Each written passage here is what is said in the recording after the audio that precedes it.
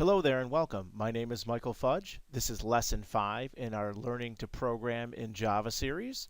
In this lesson, we'll learn to create our own methods. In the last lesson, if you remember, we learned about objects and classes. Objects consist of state and behavior. The state was represented as properties and the behaviors were represented through methods. Now when you go to build your own class, you are going to have to create your own methods to define the behaviors of the objects that are created from that class. So this is the next logical lesson in the steps as we learn about objects and classes. First we'll define what a method is. Then we'll look at the anatomy or the breakdown of a method in Java. Then we'll look at the breakdown or anatomy of the typical Java method. Then we'll dive into an example where we calculate the area and perimeter of a rectangle. Then after that, we'll talk a little bit about variable scope and lifetime and how variables are sent in and out of methods through the parameter list. First, what is a method? A method is nothing more than a section of code. The code that we write in the method can be reused, so we can write it once and run it as many times as we want. When you run a method, it's called a call. In Java, methods are part of classes, so you cannot create a method unless it's a member of a class. And static methods can be called without declaring the object of the class first. And you've seen this in examples when we use system.out.print, for example. So let's talk about the pieces and parts of a typical Java method. The method you're looking at right here is defined as square, and it takes in a number of type integer. And then it does some work and returns a result. The word public is what's called the access modifier of the method. Usually methods are either public or private. Public methods of a class are accessible through the object. Private methods of a class are only available inside the class itself.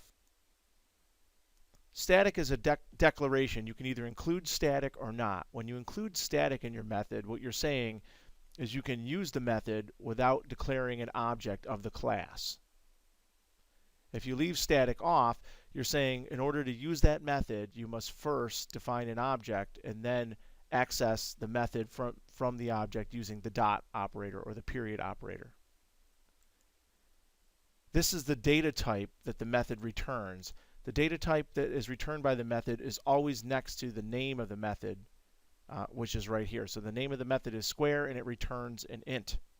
In the parentheses after the name of the method, we put one or more parameters. These parameters look like variable declarations, but actually what they are is a contract. It's a promise. You're saying that in order to satisfy the method square, you have to give it an integer. I'm going to give that integer an arbitrary name called number. Then we have your usual beginning and ending braces that mark the block that creates the body of the method. Inside the beginning and ending brace is all the code necessary to satisfy the logic associated with the method name. You can see inside this method I'm using number in the first line of code. That number is not necessarily a variable, but it's a parameter that comes into the method. When you go to call or access the method, you're going to give it a value, and that's the value that's going to get replaced with the word number when the method runs. Every method that has a return type needs a return statement, and the return statement is usually the last statement in the method. You can see in my method here I'm returning the variable result. Okay, let's take a look at our first demo. In this first demo, we will write a program that calculates the area and perimeter of a rectangle, but we will write two methods, one called rectangle area and the other one called rectangle perimeter, and those methods are going to be the mechanism by which we calculate the area and the perimeter of that rectangle. Let's get started. Well, here I am in the NetBeans IDE, and I've created a new project called Method Basics, which will take us through the basics of how to create the two methods that we described to calculate the area and perimeter of a rectangle. And if you notice right now, my cursor is blinking on line 7 inside a method. That method, the name of that method is main. It returns void, which means it returns nothing. It's a static method, which means I do not need to declare an object of the class method basics in order to use this method. And it's public, which means it's accessible outside of the class name method basics. This main method is the entry point for which the program runs, as we've seen before. Outside of this method, I'm going to collapse the method down. Outside of this method, I'm going to write another method, public static int rectangle area.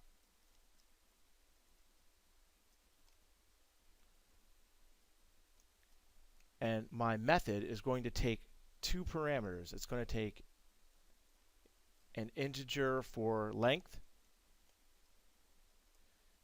and another integer for width. And I'm just going to give them the arbitrary names sum length, sum width. I need to declare this method as static because it's inside the main class here, method basics, and I want to be able to use it without declaring an object from the class method basics. It's redlining here because I am not returning a value. Anytime you have a return type, you need to return a value, so that's why it's complaining. I'll get there. All right, so let's write some code to do this. I'm simply going to return sum length times sum width. Likewise, let me write a method that does perimeter.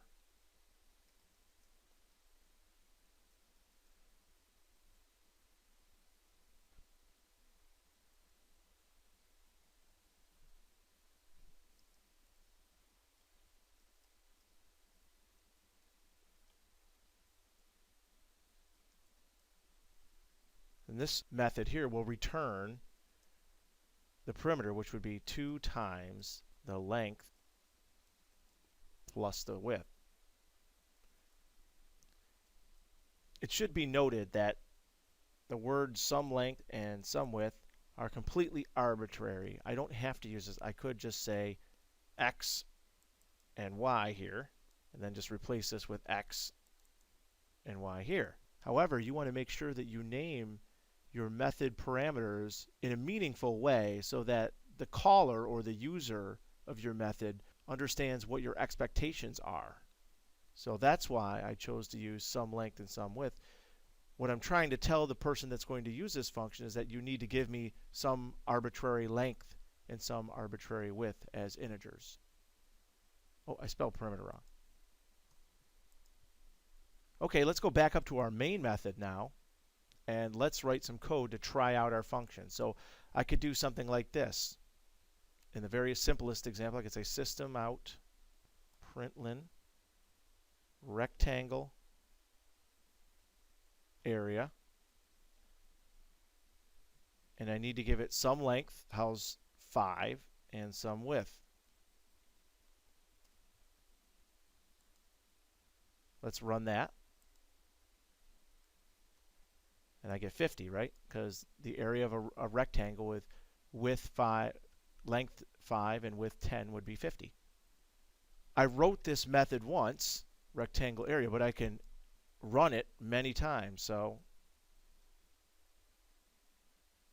and then I can change the arguments that I pass in.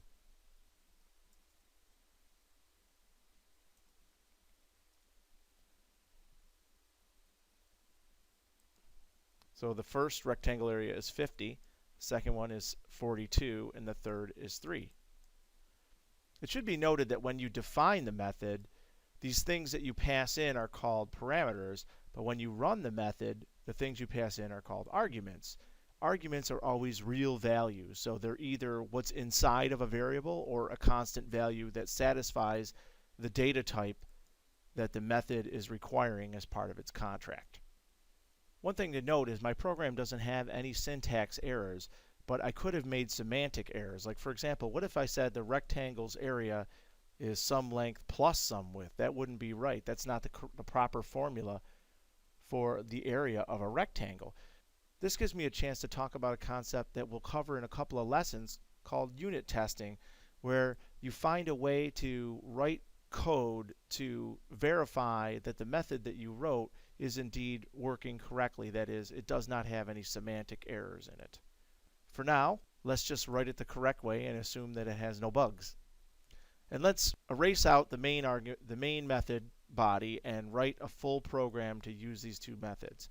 So let's start out with a variable.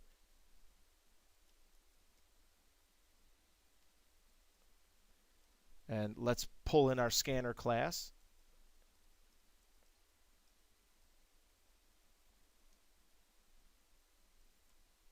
And then I'll hit Control-Shift-I to fix my import. Now let's get some input here.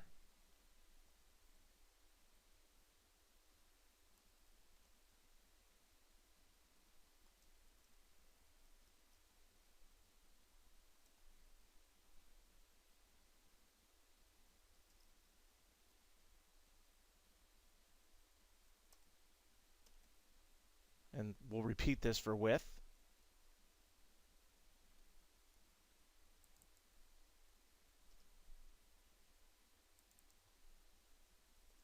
Now that I have my length and my width, I could calculate my area and perimeter. Let's do it this way. Int area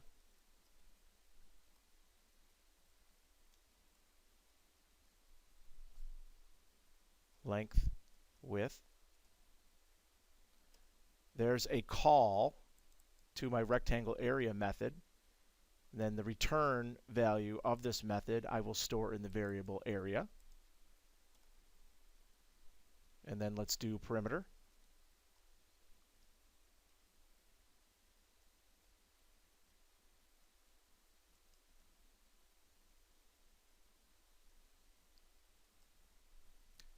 Now let's print out our area and perimeter.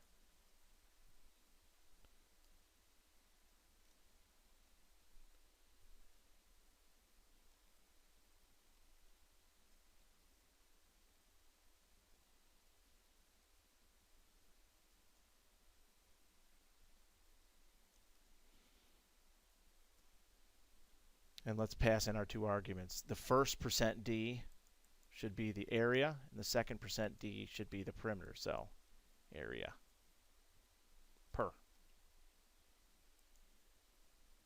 That's the whole program. Let's see if it works.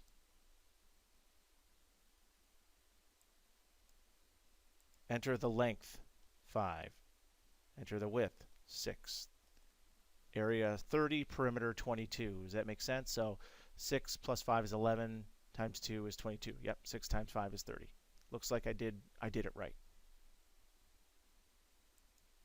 Well, that was our brief introduction to methods in Java, but now we need to kind of take a step back and answer a really important question. What is really happening here? What we want to do is understand exactly what this is doing and how it is doing it. Knowing this will make you a much better programmer than just kind of forming your own model of how it works. Let's do an example. As you can see, I've started a new project. The name of this project is variable scope. And I've created a function or method, if you will, called sayHello, which is a member of the variable scope class. And because it's static, I will not need to create an object of type variable scope to use it, and it takes one parameter name. So let's call this function, give it an argument, and see what happens. You can see what it's going to do is it's going to print hello person's name. Let's try it out.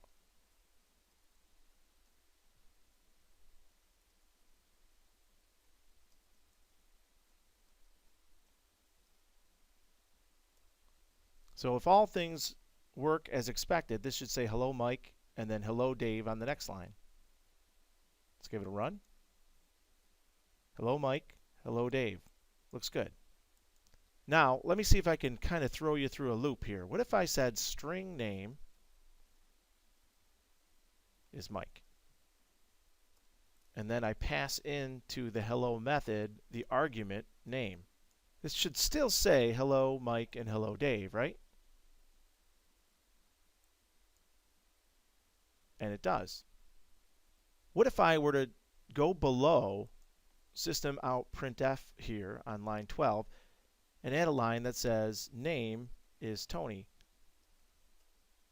And then rather than print Dave, I'm going to print name once and then name twice. So first of all, name is Mike. Then I say hello Mike. Then I go down here. This will print out hello Mike. Then it's going to change the name to Tony. Then it's going to go back up here and say hello again. Then it's going to go down here. The question is, the second time, is it going to print Tony or is it going to print Mike? Well, let's run it and find out what happens. It says hello Mike twice. So you might be saying, well, if it has a name, if it's name here and it's name there, how can it not be the same name? They have the same variable name. And this is the first real important lesson you want to understand, is that when you define a variable, the variable only lives within its block. So you can see this block here. This variable only exists within this block. When I call say hello and I pass in name, I'm not passing in the variable name. I'm passing in the value of the variable name. So when I say hello name, I'm really saying the same thing as saying say hello Mike, because that's the value of name. So then when I get down here, name has the value Mike, and then this printf uses Mike, and then I change that value to Tony, but then because this variable here only exists within this block, by the time I reach this statement, which returns me back up here into this method, this version of name no longer exists. One way you can really see this happen is if I put a breakpoint on line 14, the line of code that closes the block of the say hello method. Then what I'm going to do is I'm going to step through this code a line at a time so you can watch what happens. So I'm going to hit F7 to start the code, and then F8 to step through it a line at a time. F7 to start. Right now, there's no name variable, but after I execute line 6, there will be. F8. Now name gets the value Mike. When I call this method, it's going to come down in here, and then it's going to stop on this line here at the breakpoint. Watch what the value of name is when I get down there. Name is Tony. Let's push F8. Now name is back to Mike. It's not the same name. Every time you create a method, the block inside the method can have variables of the same name as another block, because they're just arbitrary values, and they only exist within the begin and end braces of the block. I'm going to modify this code, and I'm going to ask you to take a guess what it's going to do. So imagine if I put this back to name, and then place name Bill down here, and then get rid of Tony here, and let's remove our breakpoint. Now, what do you think this program is going to do? Let's see. It's going to set name to Mike. It's going to say hello Mike. It's going to set name to Bill. It's going to say hello to Bill, right? And you would be absolutely correct if you said that. Now, what if I go down here and set name to George? What is this program going to do? Is it going to say hello Mike, hello Bill? Or is it going to say hello George, hello George? Let's take a run. It says hello George, hello George. And what is happening here is you're passing in the value Mike into say hello, and then it comes down here and says, I'm going to make a variable called name that's going to exist from here to here, and it's going to have the value to start out Mike, and then I'm going to set that value to George, and then I'm going to say hello George. Then when I go here, name dies, I come back up here, but in this block a different copy of name still exists. That name I'm going to set to Bill. Then I'm going to call say hello again with Bill. I'm going to come down here, string name is Bill, then I'm going to set it to George, then I'm going to print hello George, then this version of name dies, and I come back up here. So hopefully what you've seen here is that these values that you have in your parameter list are arbitrary, and they only exist within the scope of the function itself, which starts with the curly brace and ends with the ending curly brace. And the fact that this has the same variable name as another variable in another method has no bearing on anything, because these variables only live within the context of the block in which they were defined. That concludes our 5th lesson on learning to program in Java, where we looked at how to create methods and how to call methods. And we talked a little bit about variable scope and lifetime within methods. Next week, we'll learn to create our own classes. See you then. Thank you very much. And as usual, if you have questions, comments, or feedback, post them onto YouTube. Goodbye now.